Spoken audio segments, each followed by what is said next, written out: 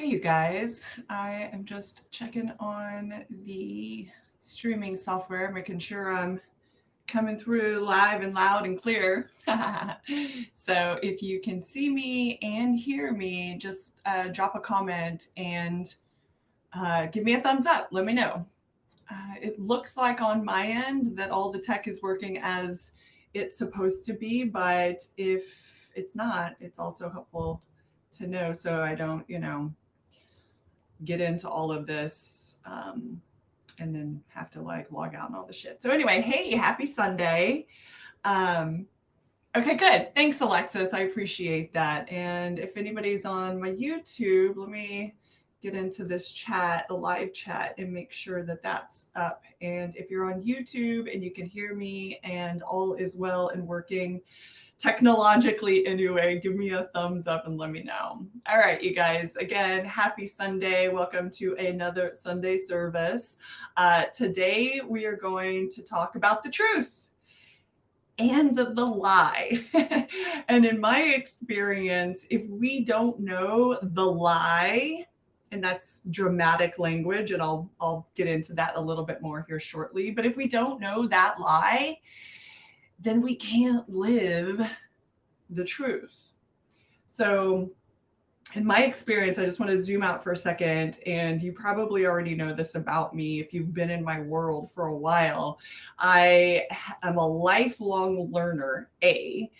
B, I am fascinated with what it means to be human and have gone a winding road. Some of it's like deep, dark pitfall parts of that winding road, but other parts are like, holy hell, yes, this is amazing life. And so my journey through the human condition and sort of always feeling compelled to share what I learn along the way has made me a bit of an expert, if I do say so myself, in some very particular parts of personal development, spiritual development, understanding what it means to be human on a psychological, physical, emotional, spiritual level. And so I say with certainty, if we don't know the lie, we cannot live the truth. Okay. So a lot of what I see in the spiritual and personal development arenas, which I love and support and high five and let's get this shit done, y'all. But what I see happening there that seems to fall a little bit short of true fucking freedom for all that participate in those arenas. And I'm talking Tony Robbins retreats. I'm talking Joe Dispenza, although I think he's doing a great fucking job. But like Abraham Hicks workshops, and just you know all of these wonderful ways that we go to learn about ourselves and improve ourselves and our lives and our relationships. And what I see sort of falling a little bit short of the mark is that many times they're not landing on something very, very specific and unique to each individual, because it's really hard to do in a very vast setting. In other words, it's unique to each one of us individually. And so it's really difficult in a lot of these atmospheres and arenas for that very unique to you lie that I call a soul wound. It's very difficult to land on that for you so that you can experience all of the concepts and the theories and the ideas and the wonderful ways that all of these excellent teachers are showing you as available to you. So my body of work is again, through necessity, my own sanity, my own sense of well-being, my own livelihood, right? Everything that I share and teach and preach is because I've been through it. It's not because I've studied somebody else's body of work and am then regurgitating it, to you, but it's actually somebody else's insight. And there's absolutely nothing wrong with that. I just prefer to learn and know and experience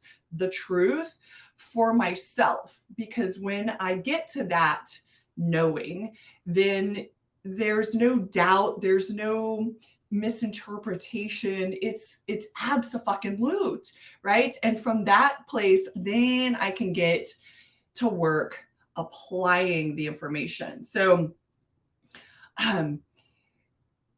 my body of work is about diagnosing your unique soul wound, right? The lie.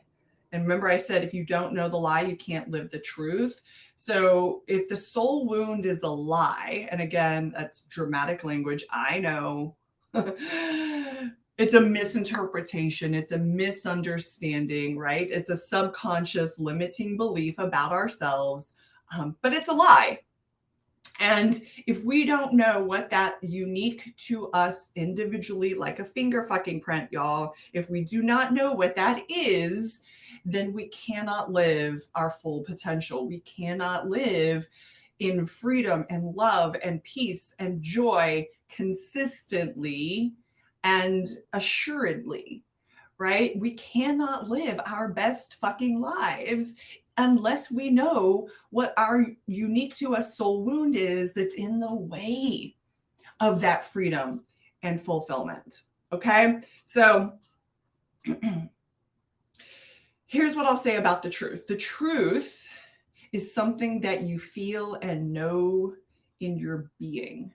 Okay, so when the words are spoken from me or someone else, or maybe you've read it in scripture, in the Bible, or whatever way the truth reveals itself to you, it's a felt sense, right? It's resonant.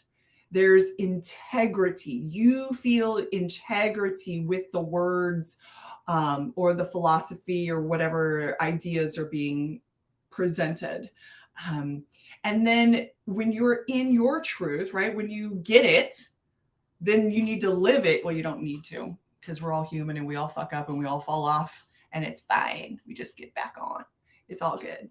But when you know your truth, then living it looks like integrity or alignment, if you like that word better. Another way to say that is love, right? You live in and from love. And in my experience, that is the whole point, right? We know who we are. We are at our most essential state. We are love. Okay. There's a lot of different ways we can describe love. We could call it God. We could call it consciousness. We could call it the infinite, expansive, all-knowing, all creative force of everything. Okay. So use the word that you like best for that, but know that when you recognize the truth, it feels like love. Okay. And from that loving state for self and other, what appears to be other, right, is how we then create our dreamiest relationships, our most prosperous businesses and lives, and our most divinely healthful physical bodies as well. So this love, this truth that I speak of, is what I believe from decades of personal experience, and also supporting people in their most, honestly, sometimes desperate of crises, and other times, the most expansive of visions. But in my experience, this truth is what we are all seeking. Okay. And we go about it in a multitude of ways, right? So personal development, spiritual journeys, things like yoga retreats and plant medicine ceremonies, and just all the wonderful things that are available to us to experience our greatest truth, which on some level was sort of that, think of it as like the primary seed that was planted in our hearts when we were born as humans. And that seed has been germinating, has been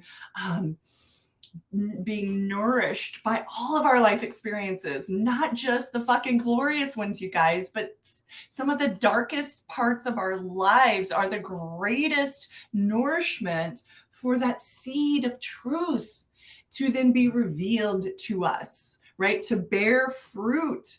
The truth that I'm talking about here is the truth of who you are, the truth of who we are as human beings on planet Earth.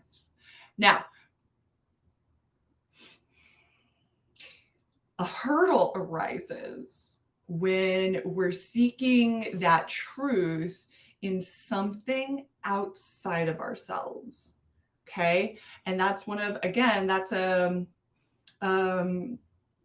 don't know, where a lot of teachers and philosophies and religions and things of this, therapists and again, amazing tools, but in my experience, they only get us so far because they're not, and I speak generally, so feel free to be like, actually, I know one who does in this way and it's helpful and all the things. So feel free to say that. I'm not trying to cut anybody down or diminish any processes or philosophies or anything of that nature. I'm just trying to say what I've seen and experienced is that a lot of what we utilize to set ourselves free to be our most happiest, joyful, loving, prosperous selves is that the teaching falls short in as much as it doesn't direct our attention toward what's already here. The truth is already here, right? It's not something we're going to go climb a mountain to fucking figure out and find on the top of that mountain. Now, if climbing a mountain causes you to go inward, to self-reflect, to become known to yourself, well then sure, climb the damn mountain. I don't want to climb a mountain, not my thing. But maybe that's what becomes the catalyst for your recognition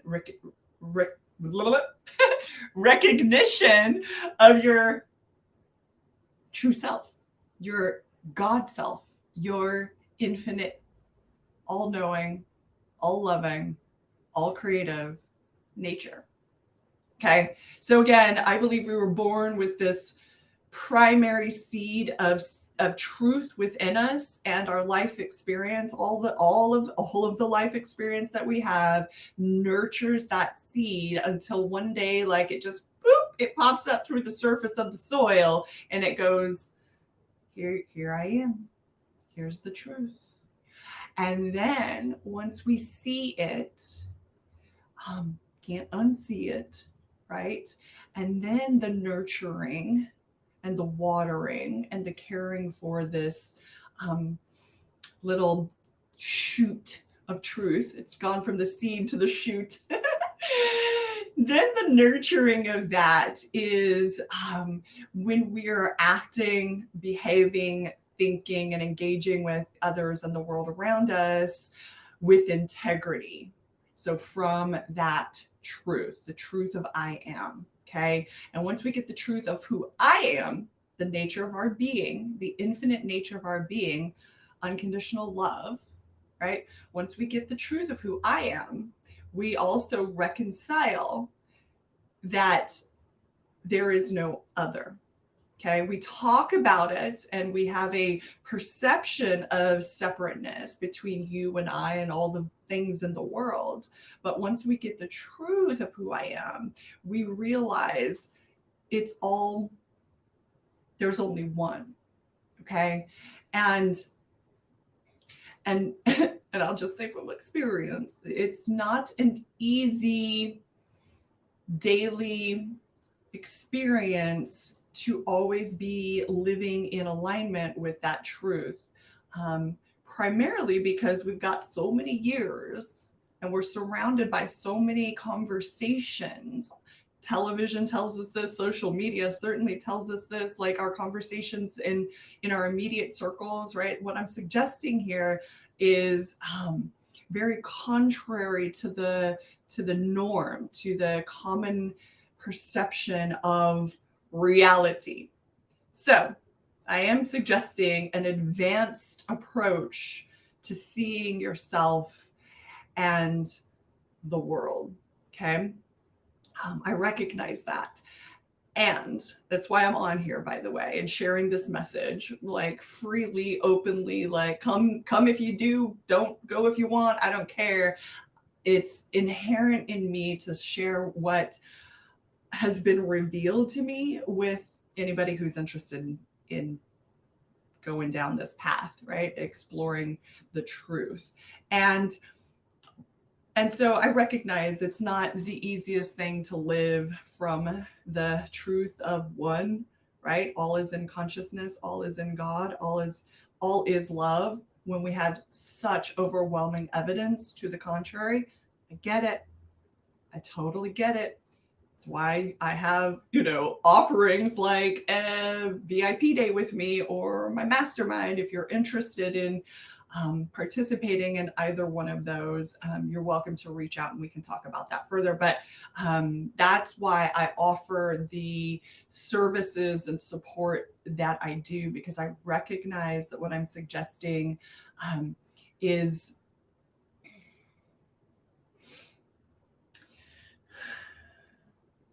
not the easiest way to be in this world.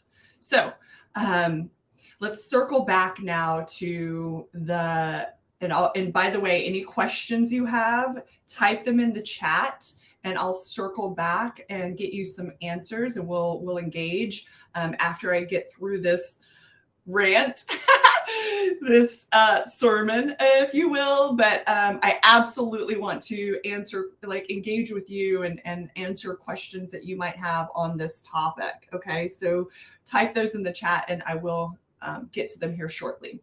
But I want to talk now a little bit more about the lie. So again, the lie, it's dramatic language. I know it's what I consider to be your soul wound. And by the way, it's all by design. In other words, the soul wound, the lie, is the veiling mechanism, right? Infinite consciousness, God, love, unconditional love, right? Had to veil itself from itself in order to experience all of itself, right? Because expansion only occurs when there's tension, okay? So in other words, the all cannot expand unless there's a catalyst, something causing a vibrational discrepancy, if you will, or distortion. There it is. Infinite consciousness, God cannot expand to know more of its infinite nature unless there is a disruption, a vibrational discord in it. And so in order to create that distortion, it had to veil its perfection, and created us human beings as the mechanism for that. And because, yes, at our nature, we are that infinite consciousness. We are that pure knowing, that light, that love, that deliciousness that includes peace and joy and love and all the things, right? Yes, we are that at our infinite, at our essence, rather. And by design, we are limited. And by design, we experience a whole range of emotions, and are familiar with the happy, joyful, loving stuff. And and are familiar with the shameful, guilty, angry, fearful stuff too. But somewhere along the way, we judged the lower vibrational emotions like shame and guilt as bad, socially unacceptable, right? And so we have created all of these coping mechanisms and ways of avoiding those lower frequency emotional states that we consider to be socially unacceptable. And so what I'm I digress. And so let me circle back. And so it's all by design, right? Because without knowing, without the experience of, I'll just keep it simple here, without the experience of the dark or the shadow, we wouldn't know the glory of the light. Okay.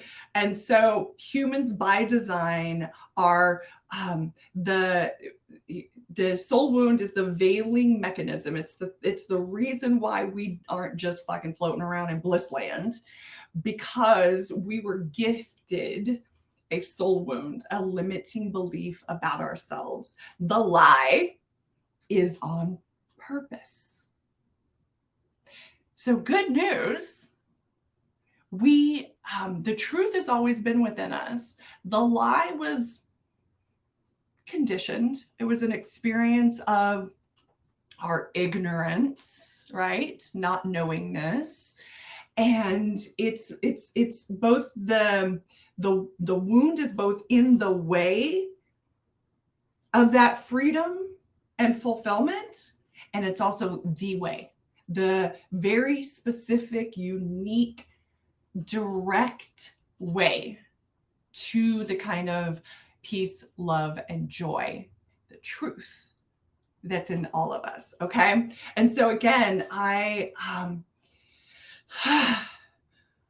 man, when you feel like you figured it out, right? I don't know about you guys, but Sherlock Holmes is my favorite character of all time. Anybody else into like solving mysteries and like, I don't know, I'm like, I should have been a forensic scientist. I mean, there's many things many career paths I suppose I could have chosen, but this like getting to the absolute root cause, I need to know these things, right? And for whatever reason, I'm designed, probably because probably partially because I'm a Sagittarius and like the truth is all we really fucking care about, right? But yeah, so I have this system that needs to know and will, like a dog with a bone, I will not stop until I've reached the absolute truth of a situation. And so, so that's where I've seen, and even in my experience, I had a coaching business for over a decade, and the clients who would put the work that we did together around soul wound, like, so we diagnosed the soul wound, which again is unique to each individual, and it's a very specific process that I've developed that gets us there real quick. We don't need to spend years in therapy. We don't need 4 or 5 different modalities to help us arrive at what that unique to each of us lie is. It's like a hour-long process. And then once you know, you have the keys to your fucking kingdom, right? To all the glory, to all the riches, to all the joy, to all the love. Once we know the lie, then we can live in the truth. And the truth is we are infinite. And we have limited contraptions, mechanisms called our body and mind and emotions that will veil that truth. Again, but once we know, then we've got all the tools and the keys and whatever other metafucking words I'm using at the moment. We have what we need in order to transcend the limitations of our human condition. And in my experience, that is fulfillment. That is freedom. Now, that doesn't instantly mean every day is rainbows and butterflies. No. I mean, I don't want to go live in a cave on a mountaintop and, just meditate. Like, I want to experience all of this wonderful life, right? And that comes with the highs and the lows, and it's all good. The difference is my lows are like so shallow. They're not deep, dark black holes of suck anymore, right? They're just little boop, little dip into the darkness, but that's only makes the light, the love, the joy, the prosperity that much juicier. Okay. So diagnosing your soul wound, that's like, I'm an uber specialist in that regard. And then it's about learning how to get yourself from triggered to centered rapidly. Okay. Which again, we don't actually have to go back and heal the wounds of our past. We don't have to go back and work through memories or generational trauma. We actually don't have to do that. Okay. In fact, going back, looking back, which many therapies and modalities will have us do, only keeps us in a level of consciousness that we are separate and in need of healing or fixing, right? And that's why the title to this service, I have "fix it" in quotes, because that's a common way that people talk about it and think about it, but there's actually nothing to fix when we get the truth of who we are. And we don't have to go back, all right? And we certainly don't have to go back a bunch of fucking times, because once we know our soul wound, the lie, right? And we have the tools, which I have a 4-step tool. I call it soul surgery, that takes you from triggered to centered in about an hour when you get great at using it. But once we're able to do that, then we can process the shit that happens now. Okay.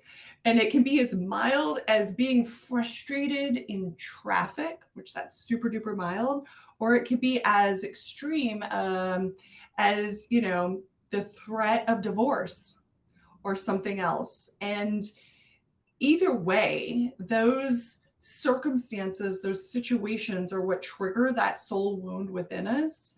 And so we can address real time, here and now, life experiences or challenges or events to process that lie, the residual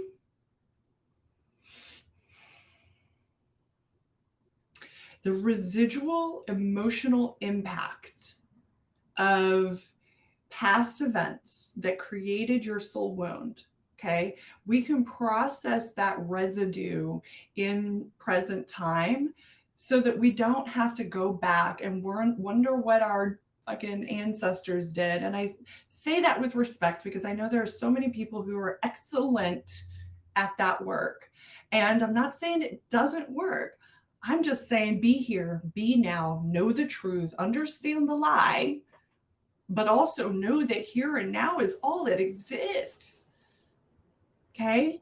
And when we get that about ourselves, we get our truth, our true nature, and we understand that we're also operating, sorry about that. We're also operating, getting all sideways and stuff. We're also operating in the confines of our mind and our emotion and our physical body and our senses and what we can perceive. Yes. And what appears to be limited, our mind, our body, our experiences, all of that expands when we know the truth and we live in alignment with it by addressing the lie and addressing it when it comes up, the soul wound, right? Addressing it when it comes up in the here and now. Okay. Much more effective, much more productive. The clients that I've worked with that actually use this in practice and become,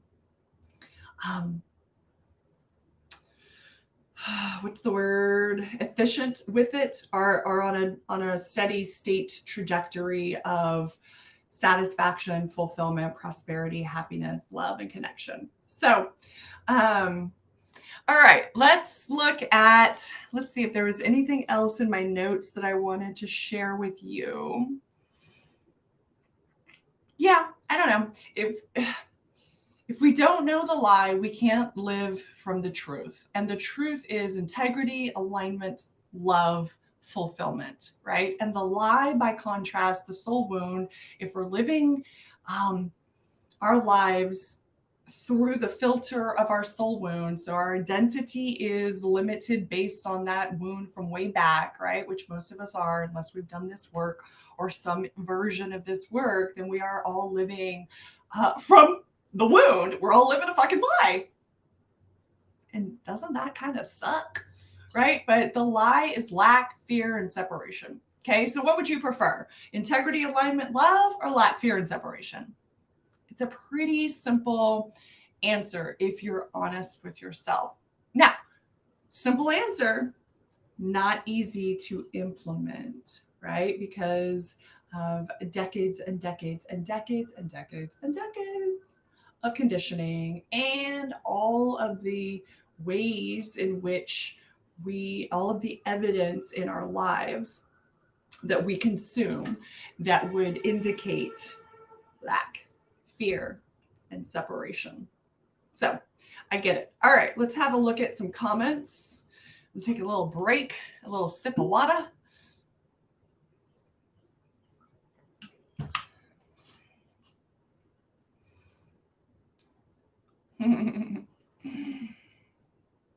Yes, if we do not know the lie, we can't reveal the truth. Cool. Susan says, I'm calling it love. Yes, love. Parker's here. Hey, Parker. All right.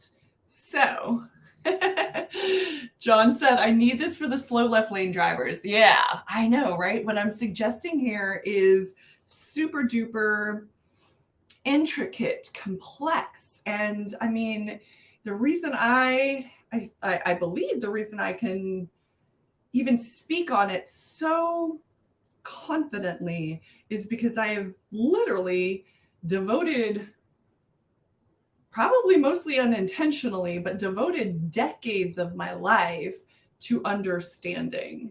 And so my hope is that I can convey this complex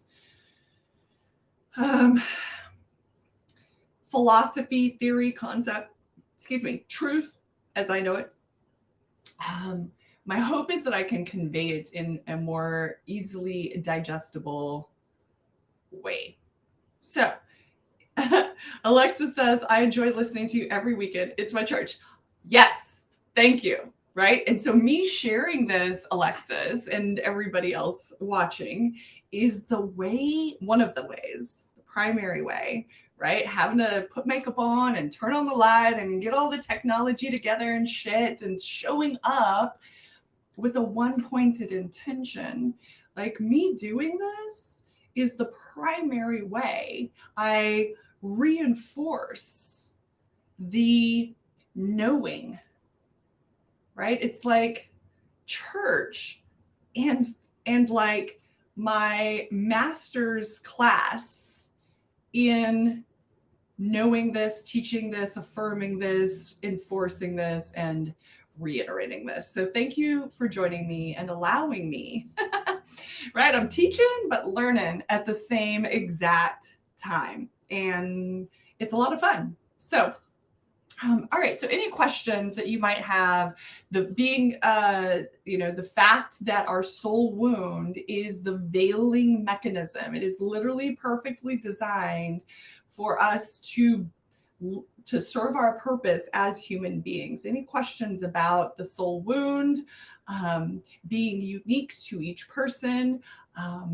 What is there to do if you've been on your spiritual path, or you're a massive fan of personal development and you're maybe in a course or some kind of program now, but you're like, well, hold up, this is making sense. How do I get this piece of my puzzle to fit so I can actually utilize all of these other teachings and tools? If you have questions about that, let me know. I'm happy to answer that. And obviously, this is a short program, or short way in which I'm showing this with you. So the actual diagnosis of your soul wound and then the soul surgery, that's done on a one-on-one basis with me. So I can give you some general answers if you've got questions, but if you actually want to know what your soul wound is, what the lie is that's keeping you from fulfillment, from your fucking truth, then you're going to have to hit me up privately. Okay. And I've got a couple of ways that we could work together. So at the same time, if you've got questions around reconciling, I know I've got a lot of people in my world that are like, the word God kind of doesn't set right with me. And for years, that was me as well. So the reconciliation of the word God, because there's so many. All right, I'm going to go off on another little tangent here. There's so much wounding around the word God. Because again, for, I don't know, since fucking all the years of history, that the teaching of who God is started to get politicized and become a tool for manipulation. We have been taught, and whether we have direct experience with that, like through a church, for example, or Bible study or some such thing, but or not, right? Like I personally don't, but I still get the information and the imprint of this belief from way the fuck back around God. And that is that God is something, A, separate from us, B, that we have to earn the love, we have to effort to be worthy of that separate judgmental force. So again, whether or not we have direct experience with this, it is the, let's call it collective unconscious belief about God, right? And because that is such a deeply held belief, unconscious belief, we've got a lot of wounding and resistance to that because it ain't true. Because that thing inside of us that is essentially God or love or infinite consciousness, right, is the truth. And that part of us has always been like, that ain't true. That stuff we've been taught, that thing that we are perpetuating in our societies, in our relationships, in the churches, y'all, like that just isn't fucking true. And because that's the like the greatest tension inside of us that creates the most obvious turmoil, right? Then yeah, there's going to be some wounding and resistance to that. So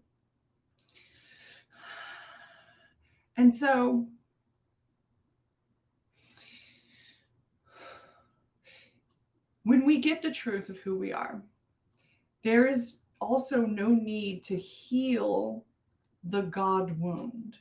Okay. It just disintegrates on its own, because it's like when you if you're in a dark room and you turn on the light, the darkness is gone.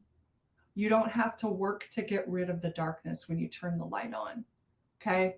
So that's what my work is about. And that's why I use multiple words when I talk about God. But, honestly, it's, I recognize that part of my work is to reprogram, that's not the best word, to tell the truth about God, right? And I realize that there's tons of misunderstanding, there's tons of programming, there's tons of conversations happening right now today, not to mention, thousands of years that have been generationally embedded and imprinted and passed on in our DNA, that give us this experience and oftentimes resistance to the word God and to our own God selves, that we in fact are God. Okay. And when I say that, we're like, so if I'll use a metaphor.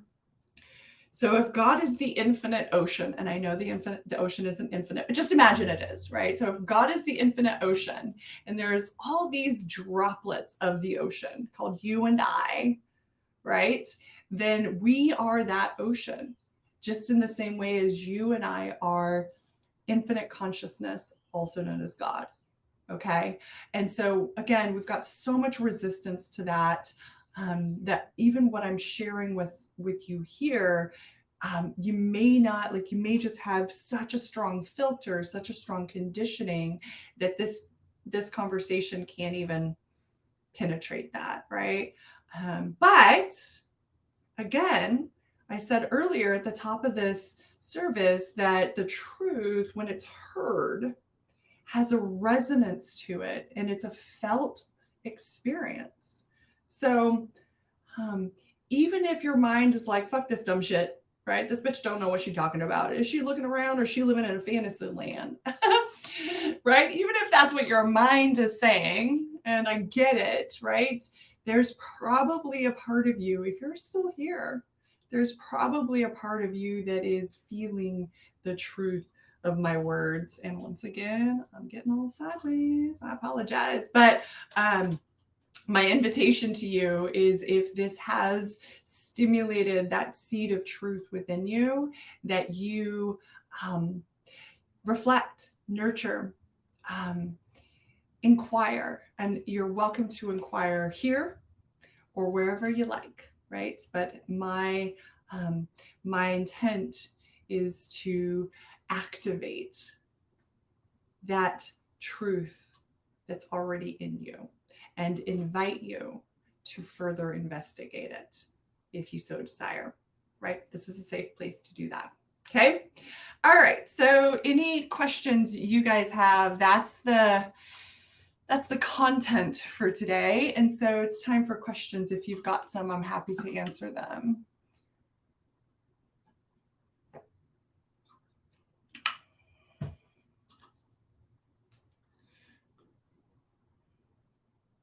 Yeah. All right. So you're also welcome to send me a private message if you prefer a more private conversation on this topic. And if there aren't any questions, which it looks like I'm getting some comments, but no questions, which is totally fine. Then we're going to get into the metaphysical prayer portion of the service. So I will probably be iterating this every single time, right? So if this feels a little bit redundant for you, so be it. Oftentimes, repetition is the best way for us to learn something new. So I'll just go over in general what metaphysical prayer is, how it's distinct from traditional prayer, and then we'll actually do it, which often looks like silence.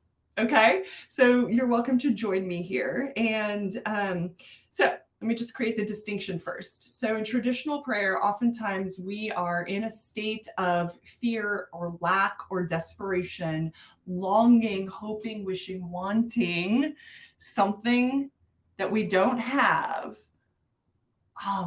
like health or money or a relationship, right? We're longing for it, we're lacking it, and we're praying to God up there, out there, somewhere, not here, to give it to us, to bring it to us.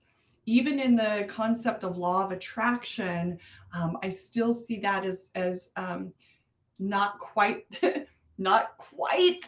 all the way there, because even in the word of traction implies that it's out there, and that if we do everything right, it will come here.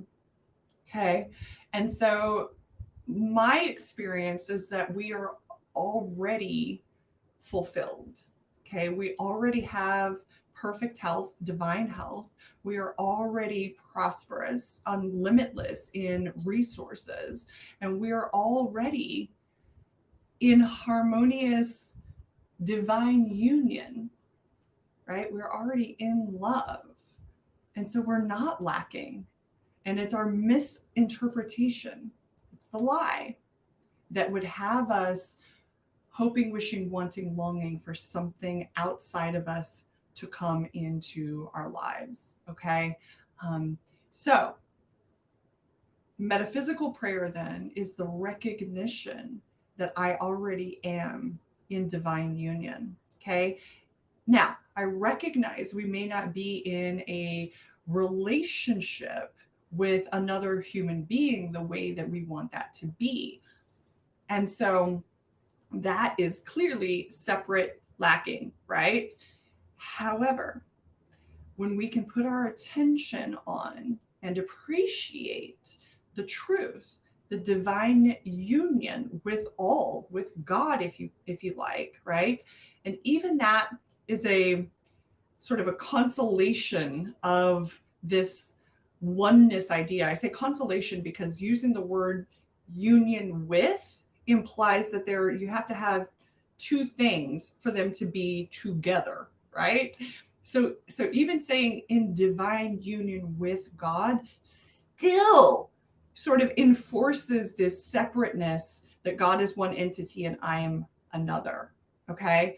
So, but if that's the step on the way to the full understanding, then take it.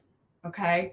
But this divine union, if we wanted to go a little bit further than thinking I'm in divine union with God or I'm in divine union with the infinite or love, then the way that we could take it a little bit further is that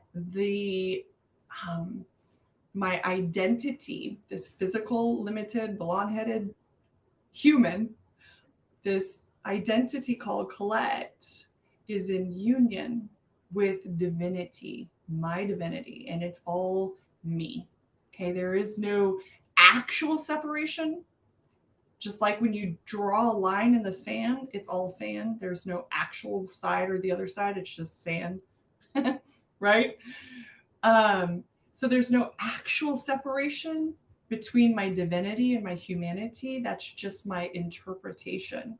So if I want to think about being already in love, in divine union, in relationship, then that's where I can go in prayer.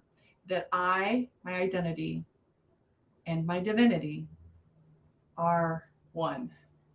Okay.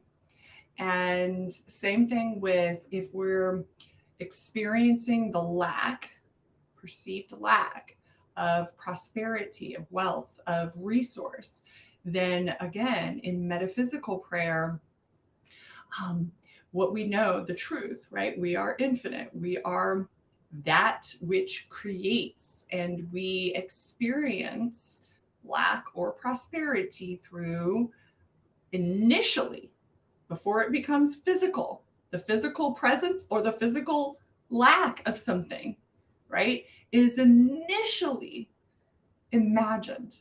It happens first in our mind. Okay, so our mind and our heart are the two, when they're in harmony, that's what generates. And they'll generate prosperity or they will generate scarcity. Okay, that which we think and feel becomes. And so in metaphysical prayer, again, if we're putting our attention on the fact that we are that creative force, that we are creators just like God created us, and all things exist to God, and we are God, and therefore we have just as much ability to create overflowing abundance as we do fear and fucking drowning in debtness, right? Which, by the way, been there. So I know, not just from concept or theory or, from experience, right?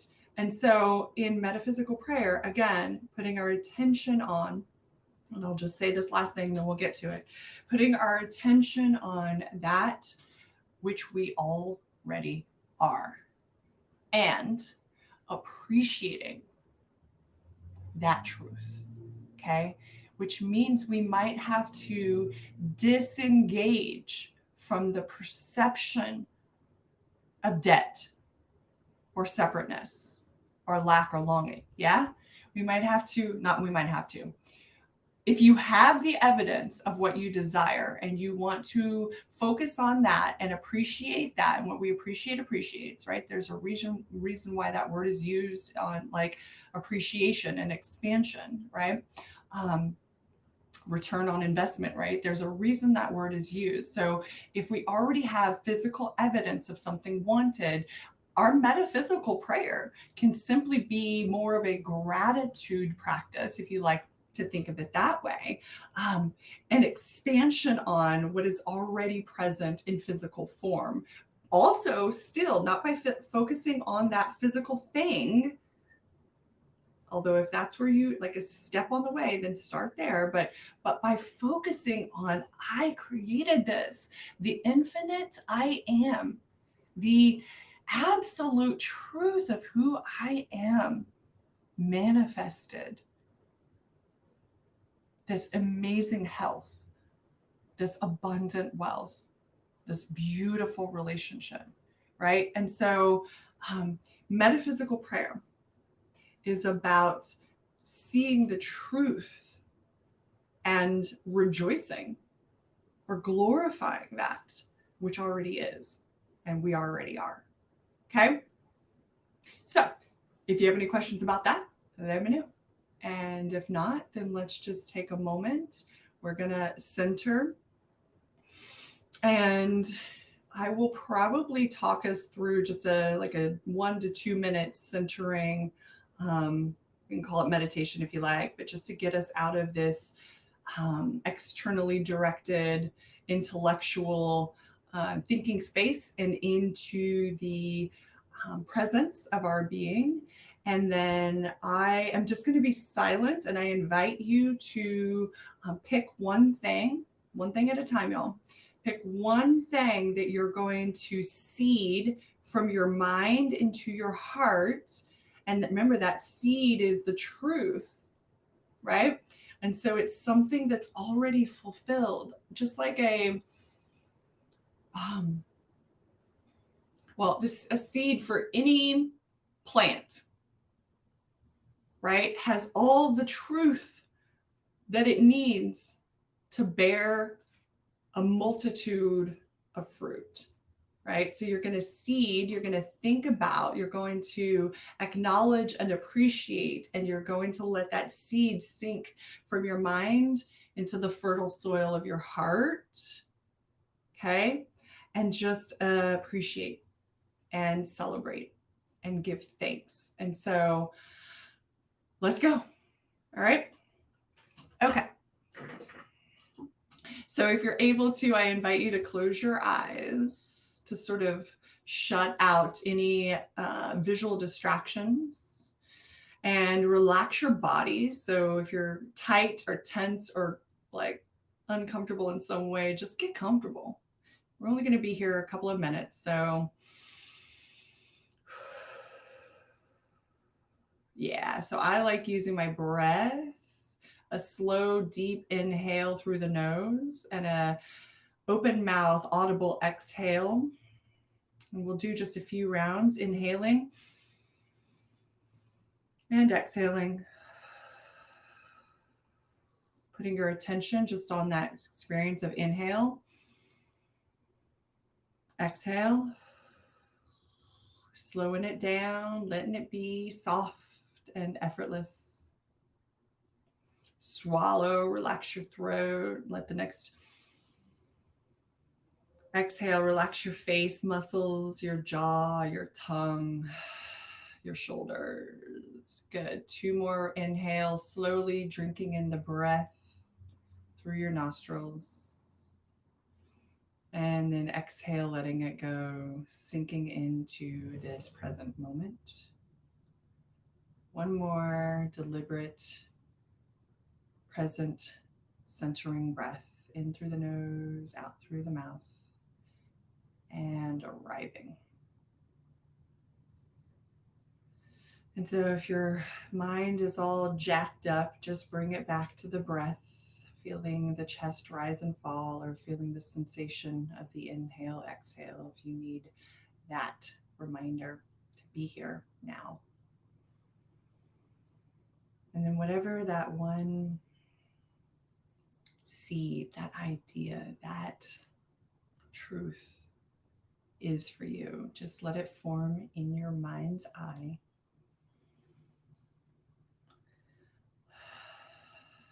Releasing any resistance, any clutter, any tension, any commentary. Just let the seed of truth of I am prosperous, I am loved, I am free, I'm fulfilled, I am healthy, I am wealthy, whatever that seed is for you, letting it form in your mind's eye.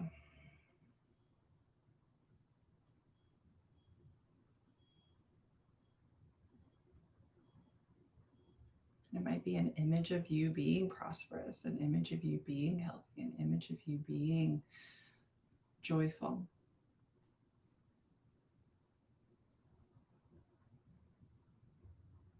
And see yourself, if this image is forming, see yourself through your eyes, not as if you're watching a screen or a movie of you being happy, but as being happy through your own eyes.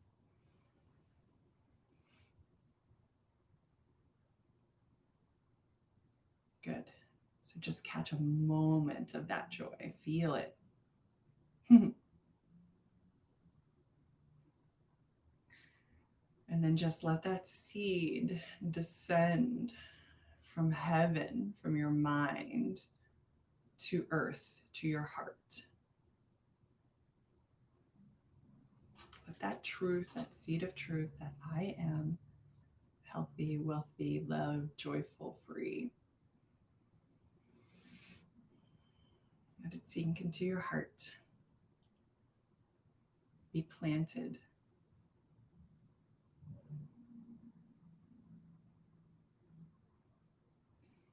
Knowing that it is done, it is inevitable, it's all fulfilled in the infinite,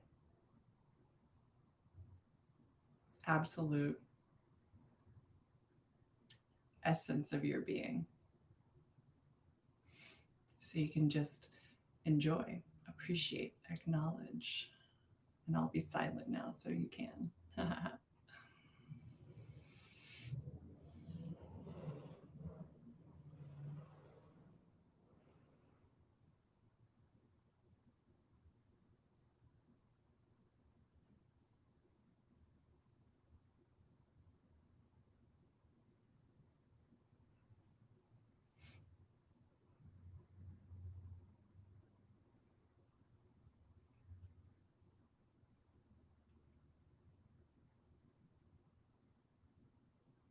And you can do this anytime, but we're going to wrap up now. So just say your final thank you to this truth of you, to this infinite essence of you, this creator self that is you.